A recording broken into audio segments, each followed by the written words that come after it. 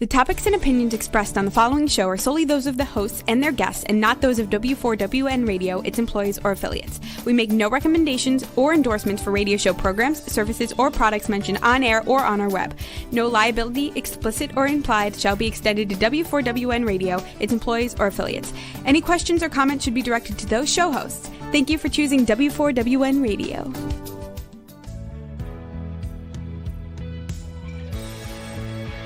Welcome to Success Secrets Exposed with Sally A. Curtis, where we share stories of challenge, success, and inspiration along with practical tips and strategies to move you forward to your success. And now, here's your host, Sally A. Curtis.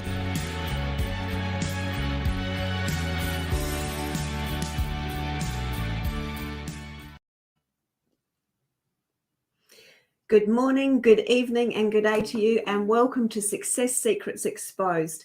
You are in for a treat in today's episode. It's going to be high energy, lots of storytelling, and very, very, very purpose-driven.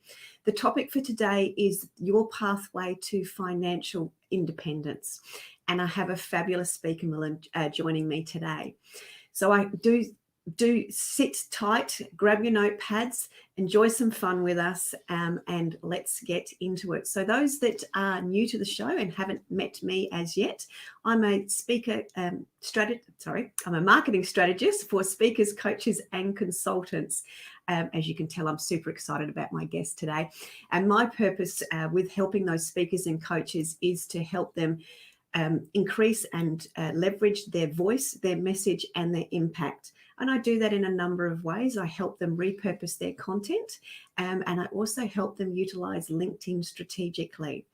And I mention that today because I had the absolute pleasure of meeting Milan through LinkedIn, and we had a fabulous conversation and a cup of tea together, and I really got to dive into some of the backstory, which we're really excited to be able to share with you today. So let me tell you a little bit about our guest. I have the very official bio to share with you, just to give you some backstory and some insights. Milan is a financial independence mentor. She's a best-selling author. She's written a couple of books, one called Shift Towards Abundance and one called Shift Towards Purpose. So we might ask her some questions around those today as well. She's an investor and an entrepreneur and a former Wall Street executive. She's a graduate of the acclaimed Wharton Business School, a holder of master's degree in physics, a certified NLP practitioner, as well as a certified instant miracle healer. And what I love most is she combines the traditional and this holistic energy and educational elements to help entrepreneurial women to find their way towards and their path towards financial independence. And it's all about creating choices, purpose, and the lifestyle that people are looking for, particularly these savvy entrepreneurial women. And what's even more equally exciting is Milan actually demonstrates this. She's been financially independent for 10 years or more, and she has the luxury, because of her purpose-driven life, of being able to live in South Florida and south of France, which just sounds absolutely fantastic. So please help me welcome to the show Milan, who's going to share with us her story of pathway to financial independence. Good morning and good evening. Thank you so much for having me, Sally. Yes, so I guess good morning to you and good evening to me and anyone in between, whoever is listening us right now or watching us. Yeah, thank you very much. And as you gathered, it was great to talk to you before we came on the show, and I got so excited. I was getting tongue-tied, and I love that. Love that because of the sheer energy that I can feel that we're going to bring and the inspiration that we're going to bring to the show today. So thank you so much for joining me. I would love to dig into how did you transition from that Wall Street career into the one that you've got now? So that is for a lot of women taking that step or that leap of faith to leave a very comfortable career is a scary one. And obviously you're a very driven person. So tell us a little bit about the backstory of that, if you could, please. All right. So, warning, it was not as glamorous as some people may think, like, oh my God, she did jump from this prestigious career on Wall Street, well-paid job, beautiful office with a view on Manhattan. Nothing like that, actually. So I was working for a while on Wall Street, and initially my curiosity was, I want to learn how to invest in the stock market. And, it was kind of like a mix of my ego-driven goals and my curious mind goals.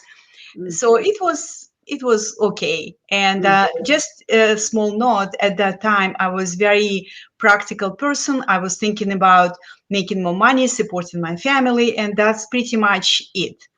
And at some point, and I cannot explain, I started feeling some void inside.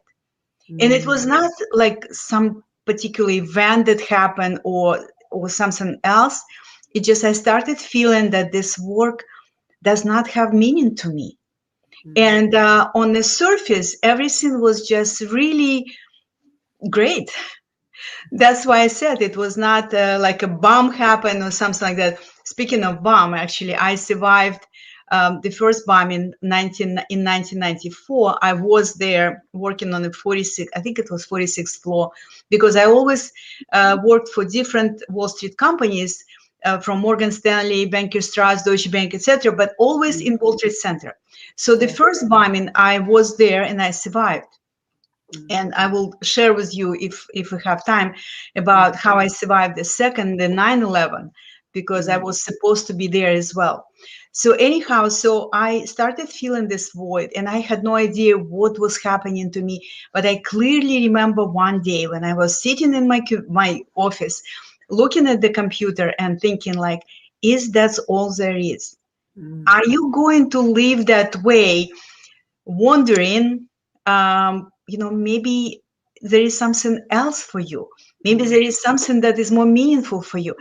Are you willing to live like that for the rest of your life? That was the important question for me. And I don't know where this question came from. Are you willing to live that way for the rest of your life? And the answer was resounding, no. And then I said, okay, it was kind of like a dialogue with myself or with my higher self. Then what are you waiting for? How long you gonna wait for the perfect time and perfect opportunity, both perfect package? Those people who work for corporations often have golden calves. We have like our, vested interest in stocks, etc. So it was not easy. And what is interesting, that I kind of said, okay, so I will go to the Wharton Business School because I want to grow. I want to improve myself. I didn't really know exactly why I decided to go. It was probably also ego-driven, I think, because it was very prestigious school. And, in this country, I wanted to have a degree that would represent me better. But there was no clarity, like what's after. Like, okay, you'll get this. What's after? There was no clarity. So what I decided to do, I said, okay, so I will work part-time at this company, and I will go to the business school as well. So I wanted to kill two birds with one stone. And guess what? Initially they said okay, and then at the last moment they changed their mind. And, I really needed this income, because at that time, and that's a different story, that's kind of like my private life story, I decided to walk out of my marriage. When you make the decision, it's very hard to make the decision. But once you make this decision, you liberate the energy. And then it's like, okay, so I can do that. I can do this and I can do that. And so I was like, my daughter went to college to be, was to give the whole picture, to give the context. And I felt that, okay, so now she's okay. She's in college. Now it's time for me to see how I want to live my life after that. So I walked out of my marriage, rented a small apartment in a small city called Hoboken, across the river from Manhattan, because I was working in Manhattan. And then I said, okay, I will go to the business school and work part-time. And then at first it was okay. And then at the last moment, it was, I think, end of May or beginning of June 2001, they said, no, you have to decide. It's either your business school or your job here.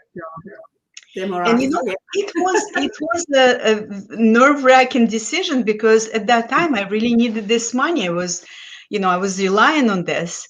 The schools in the United States these days, good business schools, actually all schools, all colleges are very expensive.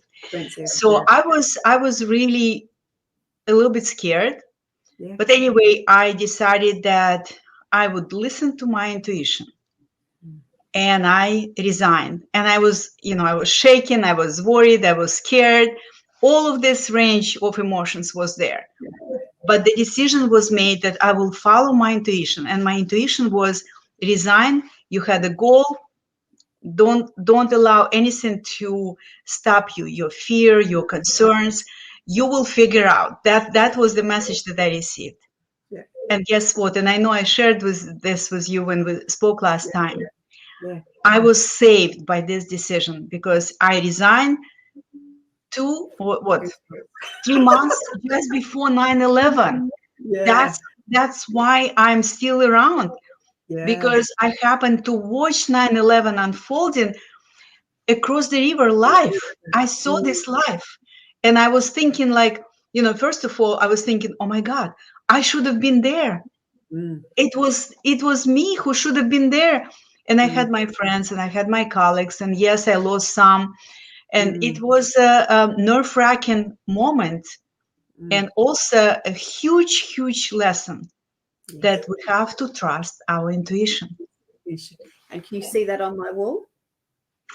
I didn't see it because you were covering this, but oh my God, now I see it. Yes, yeah, very much so. So I love that. And I was just talking to Rebel before you came on the show about how we get so, as you've used the term ego-driven, but how we get so serious and we forget to form that and play in that playful arena. You called it the curious mind. And I think for myself, we've all get stuck in that practical, very serious, and we forget the play element. We forget the curiosity element, and therefore we don't allow the intuition and the inner guidance to come in to give us the ability to take those, I call them leaps of faith. You sort of said it was a little bit of an ego-driven wanting to go to Wharton, but perhaps it was a leap of faith in that you were just trusting. Yeah. And it was it was a mix, because otherwise, I probably it would not be such a important decision. It was very important to me, and if it was just ego-driven, it probably would not be to this degree. And it was something else that I wanted to say anyway, so I forgot. So we will come back to this. That's all right. I'm sure you'll remember as we keep moving through this. That's awesome. Now you've also been financially independent, which I mentioned in the beginning, for the last 10 years. So do you want to explain to us what, because lots of people have got different interpretations of financial independence, and I suppose it can mean different things to different people. Totally. Yeah. What do you see as the common, I suppose, the common scenarios of what that means to people, and then perhaps what that means to you as it relates to the work that you do? Thank you. It's a good question. And I just want to tell you, I'm not sure there is a common definition of financial independence, because we all have our experiences and our perception of the world. So that's why I think it's very unique for everybody. And it's important to know your own. So let me, if that's okay, let me share with you my definition, because I know that people will have maybe similar to mine, or maybe very, very different, and it's okay. So my definition, and again, it comes from my experience, was I wanted to be independent from being with the person, being with the husband or partner for the financial reasons, because I was afraid that I cannot support myself. I didn't want to work at the job, working for the boss who I cannot stand, and being at the job that drains my energy, because I'm afraid that if I leave this job, I will not have sources of income. I never wanted to be in a situation when I depend on the government. And all these things that I just mentioned, I experienced in my life. I was married for 23 years, and I knew that this marriage was really not working. We were more like roommates, right? And I knew that, but I was afraid to. I know, and it's not just you and me. It's many, many, many women live this life. Yeah. And I was afraid to walk out because it was so financially comfortable. It was so familiar. And it's not always easy. Sometimes we have to really go through some, I don't know, challenge to make this decision to walk out. Yeah. So, and the same with work. I was at the job that on the surface was prestigious, but you know what? In corporate world, you have so many, I don't know, not hats. I don't know. I'm trying to be politically correct, but you don't really choose who you work with, who you report to, and you have to follow the orders, so to speak, right? So since I was a young girl, I was very rebellion. I need my independence. I want my independence. And also dependence on government. And now it's relevant more than ever before. When we just came to the United States, because I was not born in the United States, I came over 30 years ago from Lithuania. At first, we were on public assistance, on welfare. And boy, I remember that time waiting in line for hours and hours, and then worrying that they may not approve you. You know what? I don't want to live that way. We're not meant to be limited. We are meant to be unlimited. And I decided that my core value, that happened actually when I came back from Wharton, because I didn't want to go back to corporate. Usually people get these prestigious degrees from prestigious, highly acclaimed business schools so they can go back and climb the ladder faster and higher, right? But in my case, I realized I don't want to do that. And then I was like, okay, so then what's next for you? And that's when I was, I don't know, somehow I was wise enough to pause, and I realized that freedom is my core value. Not having big houses, not having millions and millions on my account, not driving the prestigious latest brand car or wearing Armani suit. It was not what was driving me. Freedom was driving me. And you know what? When a woman knows what she wants, she is unstoppable. I love that.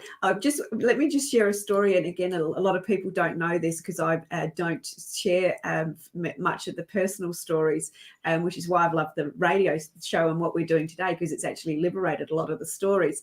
But when I was with my husband, I was going through that process of, little bit like the roommate scenario that you referred to, which is why I sort of resonated with it so much.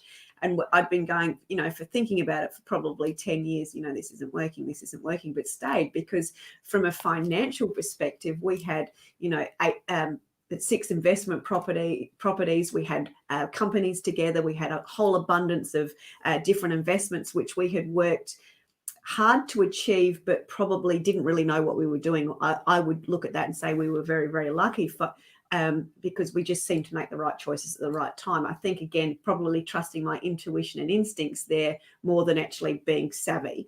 And I had Andrew, who I was with at the time, was trusting enough to allow to do that.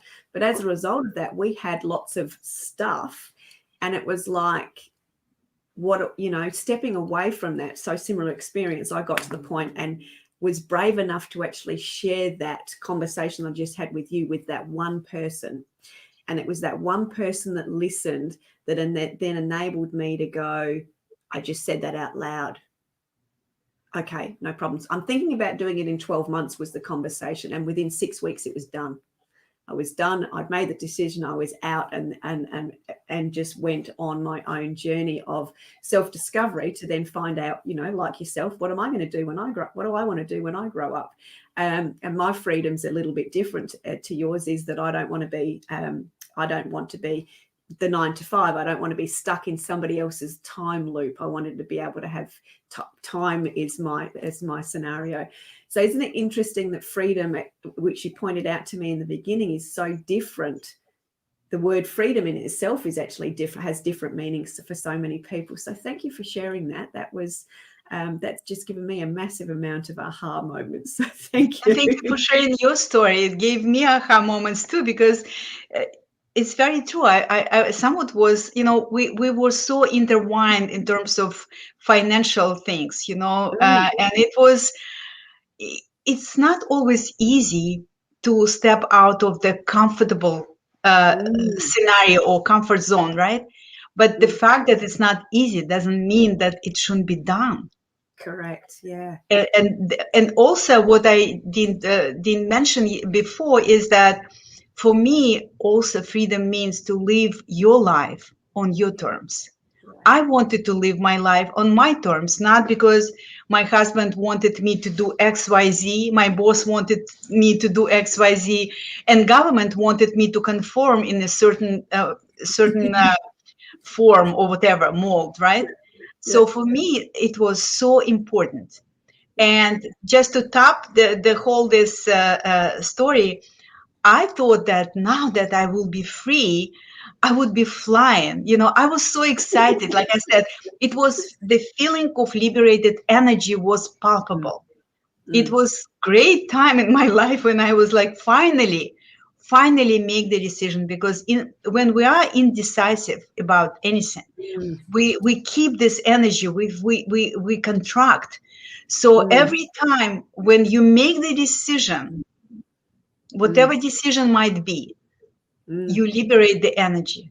Yeah, love that. I'm just going to add to that whole liberating of energy. And I love that we've got this rebellious spirit. And the minute you said the word conform, it was like, oh, no, thank you. But I remember, and I'm going to say use the phrase, the universe will provide. And you can take whatever meaning into your own world. But I know when I left my relationship, I had $3,000 in total. And I still don't know for the life of me, but I managed to survive on that through gifts and all the rest of it from other people, divine gifts or generosity or whatever. But I lived on that for 9 months. Wow. I know. And it's sort of like I had nothing coming in. I just took some much time to be, and I stayed with friends. And, there was never any moment or feeling of hardship, because I was decisive. And then literally the universe provided, and I just found my way. And it was about finding that path. So I love that phrase about that, if you're either contracting, constricting, or expanding. And I like I said, this feeling of expansion was amazing. Well, it was amazing. And I think many people underestimate the power of being decisive. Really, it's a big secret among secrets. So you got some because of that being a big secret, let's I suppose let's explore some of those secrets that you've discovered through the journey of what you've done personally, but also the women that you've helped as well. So it's slightly off kilter, but I reckon there's some good stories in some of those secrets. So you want to hear other secrets that I have? Yeah, absolutely. So we've got to be decisive and trust. Okay. Yeah. I happen to believe, and that's a very strong conviction that I didn't have before, and I came to this just from personal experience. I happen to believe that we all have capacity to be financially independent. And I can tell you, I didn't have this belief before. So, we usually gain the beliefs through experience. Yeah. So when I decided that freedom is my big North Star, I started thinking like, okay, what is the path there? And I had no idea. And what I discovered at that time, and that's my secret number 2 for you today, is that to be financially independent, we have to have multiple sources of income with multiple streams of income from each source. So that's the only way, because when you rely on one source of income, let's say it's your job, and then COVID happened, and then people get laid off, or even if you have your own business and that's the only source of income that you have, things tend to change, and things tend to change unexpectedly, and sometimes it's not always good surprises, sometimes you have bad surprises. So that's why it's so important to remember that we've got to develop multiple sources of income and multiple streams of income from different sources. And I think a lot of people who have especially jobs, maybe well-paying jobs, they don't realize it. And even entrepreneurs, successful entrepreneurs with a lot of money, and I have clients like that who spend most of their time making money, but they don't spend almost none of their time on making their money work for them. Yeah. Right. So that's my secret number 2. And like I said, I'm convinced that we all have capacity to be financially independent. However, and that's a big however, not everybody will be, and not everybody has to be.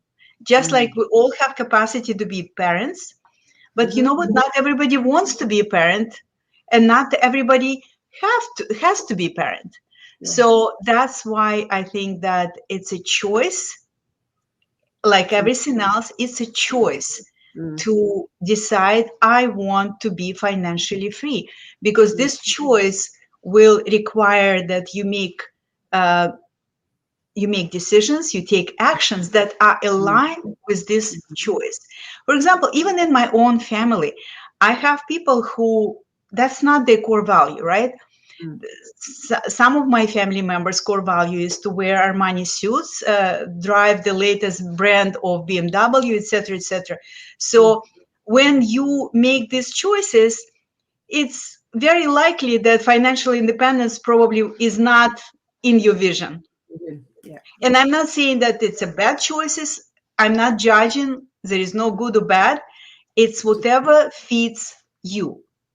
So for me, it was, I remember one of my girlfriends said, when I was living in this rundown apartment, to be frank, in the city, Hoboken, and, I had old car and I was walking with my backpack. And she said, Milan, at your age, I was in my early 40s, at your age, women have like houses with swimming pools. They drive BMW, and they have designer purses. And look at you. And I was like, it feels right. Yeah. That's all that it takes. You want to feel that it's right for you. It doesn't matter what other people say, because if you're going to be living your life according to someone else's opinion about your life and your vision, you will never be happy. Never. Because you will be constantly trying to conform into someone else's mold. And that's not the way to live, really. Yeah, beautiful. Now, I loved one of the sayings, and I've after cyber stalking you a little bit extra this morning, you've got the phrasing, you can be financially free, but the bit that I love that adds on to that is faster than you believe. Right. And there is a reason for this faster. I love your questions. I do. I really do. Okay. So because, I was working on my message for a while, because I know that the way I teach, the way I guide is different than many money coaches or even investor coaches, etc. So why I added faster? Because most people, like specifically women, think that you have to have a lot of money to be financially independent, that only maybe really well-off people like sports figures or actresses or actors can be financially independent. The lucky one that win lottery or married a wealthy partner or whatever, right? And I'm saying, and I prove this through my own life and through my clients, that this is not the case. And that's why basically what I did when I came up with the millionaire method, right? I kind of play off a little bit of my name, which is a holistic method for becoming financially independent. I realized, and I basically reverse engineered what I've done in my life, what steps were taken, and how I managed to go, frankly, from not just ground zero, but below zero, because I think I mentioned to you that I was depressed, I was suicidal, and I managed to turn this around. How I went from this place, this dark phase of the soul, dark night of the soul, to living a beautiful life and being financially independent. So I realized that there's certain magic and certain system in what I've done. And to answer your question, you've got to calculate your financial freedom number. You can calculate. It's up to you. You know what? For some people, financial freedom number would be 50,000 a month or 100,000 a month. And guess what? For other people, it would be 5,000 a month. So it depends on your appetite. It depends on your values. Very important. You have to know your values. Because knowing your values will help you to align your choices, your decisions, and your actions with your values. I like to say you've got to live in integrity with your goals and with your values. And if your values and if your goals to look like a model and wear designer clothes and all the time, etc., I respect this, but just be aware that that's your values. And I'm sure that you will align your actions with this. Most people do, right? But in my case, for example, my values were different. I just wanted to be a free woman who lives on her terms. And I started aligning my actions, my decisions, my choices with that.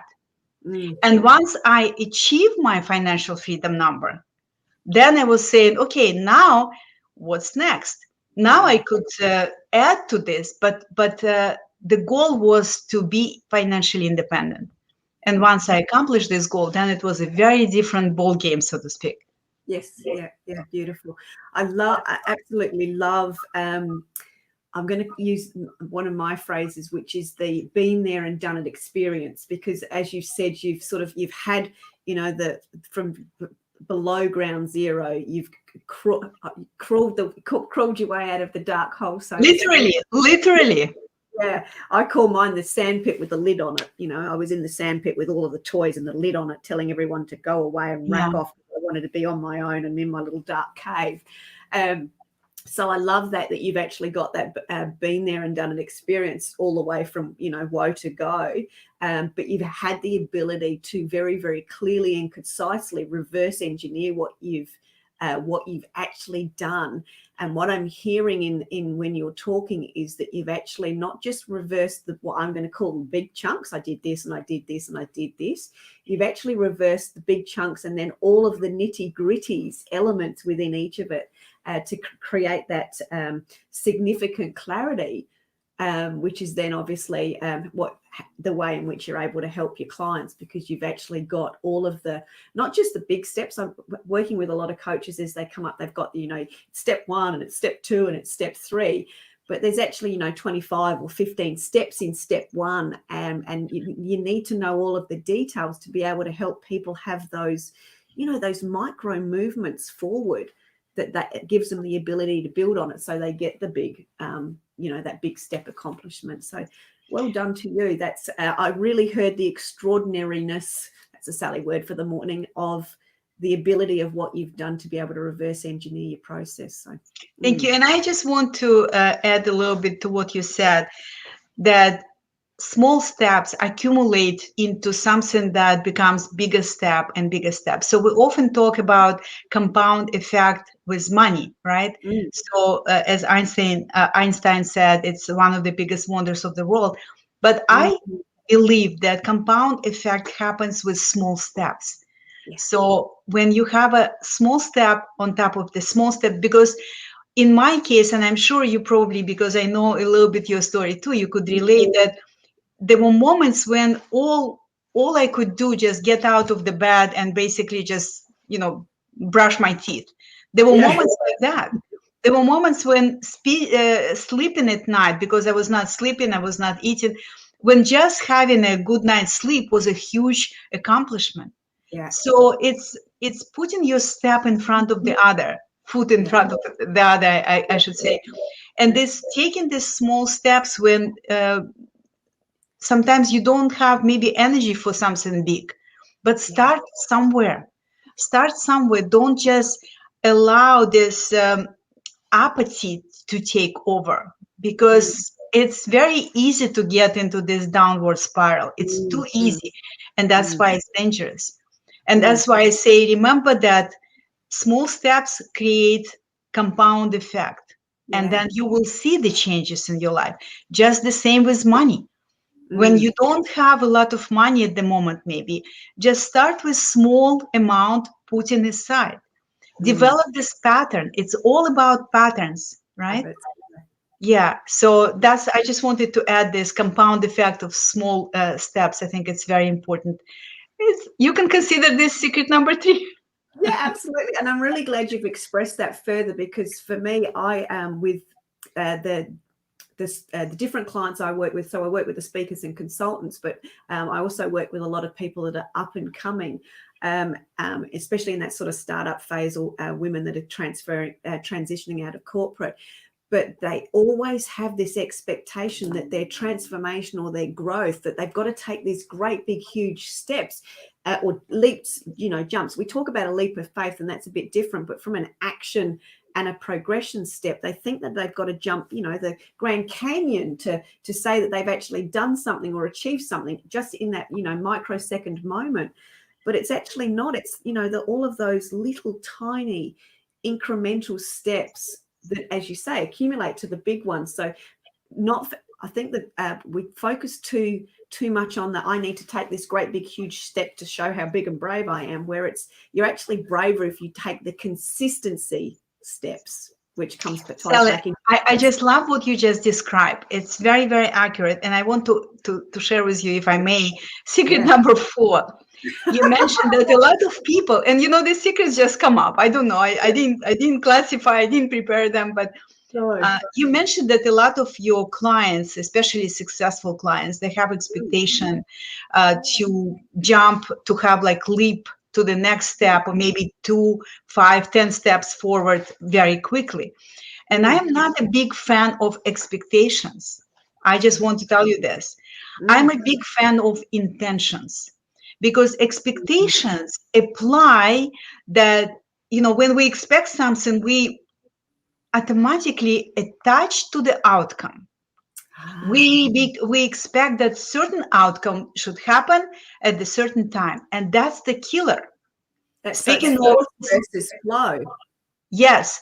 Speaking of attracting and creating, every time when I have expectation, I'm just cancel. What is your intention? Because intention, declaring or stating or being clear about your intention, and then attaching elevated emotions, excitement, gratitude, love, creativity to this intention, that's what creates great experiences. And from my personal experience, from seeing my clients, expectations could be dangerous, because they basically lead to attachment to the outcome, and that's the killer of creating what you want to experience. Yeah, beautiful. Thank you. Now, I'm going to ask you to share a little bit about what it is that you do and what you have on offer for people, only because I know we're getting sort of close to our time, and I don't want people to miss out on discovering those more hidden gems and goldenness of you. So can I ask you to share a little bit more about that, and then we'll see what other tips and key tips might come out at the end. All right. So I just want to say that I'm very passionate about what I do. I'm very fortunate to do that because I want to, not because I have to. And because of this, I decided that I will offer complimentary consultation with me. I called it How to Never Worry About Money Again, where I could help you to map your unique pathway to financial independence, because it's always unique for every person.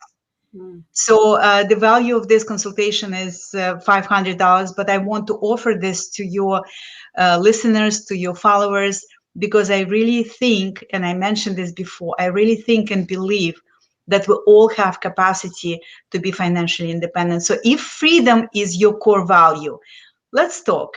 And you have the link. I saw the link in the banner. Just go to speakwithmilan.com, speakwithmilan.com, and schedule your consultation. And those of you who will actually show up on this complimentary consultation, I will offer you a free beginner investor toolkit. So you will start investing strategically, not sporadically. So that's what I want to offer to your listeners, to your followers today. Thank you very much. And now you can continue. You're welcome. Now you can continue whatever you want to ask me. I'm excited. It's fun. Yeah, no, we've dived into lots of areas out there. I'm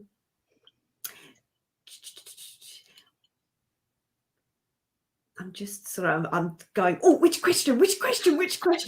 Actually, what I'd love to do is actually just go back to your 2 books, because you've written 2 books, and I know you, from memory, you're working on a 3rd one as well. Was that, if I remember that right? So you've written 2 books. One was around the purposeful career and focus, and the other one was around abundance, all of which are called A Shift Towards Abundance and A Shift Towards Purpose. So there's very much that action taker in there. So tell us a little bit about those books very quickly, and perhaps the book that's coming out, because I can see that this is a mission-driven woman with a very strong purpose and an underlying theme. I feel that I was saved for a reason. I told you that I was saved on 9/11, and actually it was another most recent accident that I was in when I was hit by the car, and I was saved. So I believe that was a reason that why universe decided to keep me around for a while. So my first book was written in 2015. It was A Shift Toward Purpose, and it was written not because I wanted to be an author. Just full disclosure, I had no idea what I was doing at this time. I wrote this book because I had all this accumulated information about how I decided to quit corporate, how I went through divorce, and I expected that my parachute would open. And guess what? It didn't happen. My parachute didn't open, and I crashed. And how I recovered, how I found spirituality, how I intuitively started praying and meditating, and how I became yoga instructor, certified yoga instructor, meditation instructor, etc. So it's my journey of one woman who left corporate and moved to completely new world of entrepreneurship, and how this decision changed her. So that's book, A Shift Toward Purpose. And I have also audiobook about this as well. And then the second book was published in 2016. By the way, it became bestseller out unexpectedly. And then the second book was A Shift Toward Abundance. In this book, I talk about duality of money, duality of wealth, because money does not only have practical aspect of it. Right. So I discussed that. And at that time, I already knew that we are spiritual being going through physical experience. And I already knew that money doesn't have a meaning except for the meaning we give it. And so I talked about this, as well as sharing some very practical, because I'm a very practical woman. I shared some very practical tools that people could use to have multiple sources of income. And both books became bestsellers. They're very small, they're very easy read, and you can find them on Amazon. Lovely, thank you. And do you want to give us a little insight into what the third book's about, or are you not ready to yet? Well, the third book I'm thinking about, and I was mentioned that this book should be not only a book but a movie as well. It's basically it's my life journey, including my love story and overcoming. So I was thinking that maybe I will call it overcoming to becoming, from overcoming to becoming, just to share what incredible, remarkable things can happen when you start living in alignment with your values, with your goals. And I really think that my transformation is quite remarkable for considering where I started and where I am right now. Yeah, beautiful. Thank you so much for sharing some of that. I just wanted to again further demonstrate that the ability to have that transformation, to understand and know the steps that you've actually gone through yourself, that other people can reference, can emulate, and obviously then work with you to discover those steps for themselves. So thank you so much for sharing so much with us today. It's been an absolute pleasure. It's been so insightful to have somebody share their stories so openly, but also their keys and their steps so people can understand for themselves, hey, that makes sense, that resonates for me. What can I do next? How can I do next, etc. So thank you very, very much. Last closing minutes, I'll give you a minute to just share anything that you would like to, but I do want to say thank you very, very much. It's been an absolute gracious pleasure. Just if I have to give just one final secret, don't do it alone. Is it possible? Yes. But is it efficient? Is it joyful? Is it easy? No. And what I didn't have a chance to say, that I was saved by a life coach. When I was going through my divine crisis, that I call now divine crisis, I was hiding like you from people. I didn't want help. I didn't want to talk because I was in a tunnel. I could not see anything else outside of it. And I needed to have someone who would be outside of this narrow vision that I had, to help me out. So whoever is listening us, reach out for help. From this moment on, I always have a coach, have multiple mentors, because we grow faster together. Yes. Yeah. Absolutely agree with that. It's all about people having the right people around you at the right time, with the right perspective of fresh eyes that are willing to play the game alongside you and with you. Very true. Very, very much. Thank you. Thank you. Thank you. That's all from us today. A great show. And as always, there's information that you'll be able to see on the replays and the records, so you can connect with Milan. And we will look forward to seeing you next week. Thank you very, very much. Bye.